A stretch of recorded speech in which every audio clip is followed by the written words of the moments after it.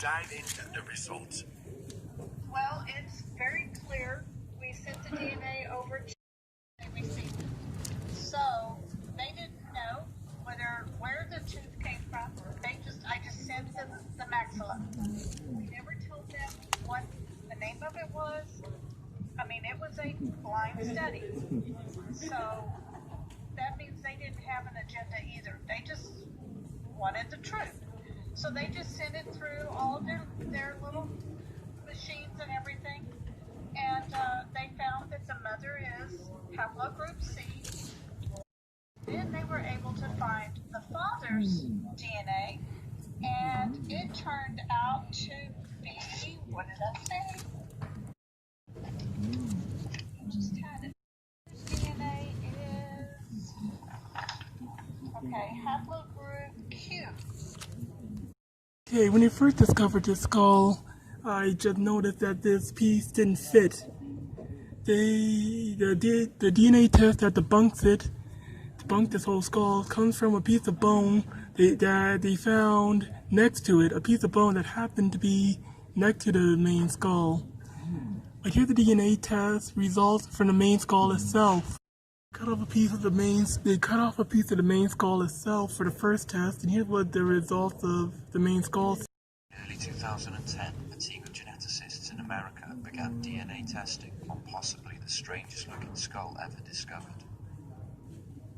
Whilst trying to recover its nuclear DNA and matching it against the National Institute of Health database, they found a significant number of coherent base pairs that have never been seen before. This was an historic. This is so perfect. Just look, the part that's missing. But it's so look at the part that's missing. So perfect. Looks like it just rotted away. Like it was made out of weaker stuff, like cartilage or something. The skull is not broken. In fact, there are muscle grooves right here. And attachments. Muscle attachments. See? Muscle attachments and grooves.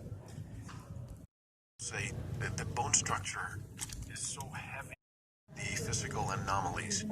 How can a child survive, or it sounds like nothing, 5 years is nothing, but with the amount of deformities that this child are displayed, how did it survive so long? That's my question. Now, the number of deformities we have found are not as much as we have believed in the past. Remember, how did it survive so long? that's my question. The face is missing. Most of those bones are broken.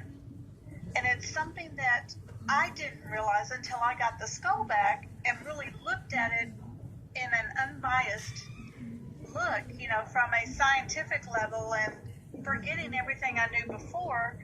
It's all broken. So what we do is facial reconstructions. So who better to send it to than the top of the chain, who knows how to do this? And when you look at the final report, then you will see what it looks like without the broken bones. The face looks normal. The biochemistry of the typical human bone. His calcium and phosphorus levels are high, and his oxygen and carbon levels are low. But with the Star Child, it's quite different. The phosphorus is down, and the carbon and oxygen are up, indicating its biochemistry is more like tooth enamel than regular bone. This is a scanning electron microscope view of the bone. This is the way bone is created. You have the cortical layer here, and in here are the cancellous holes where the bone marrow is.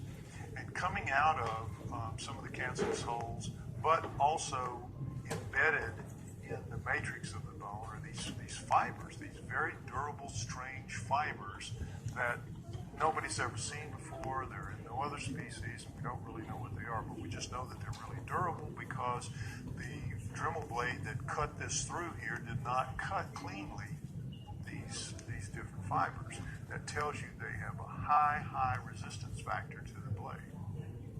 It lacks frontal sinuses, has smaller chewing muscles, is missing an ilium.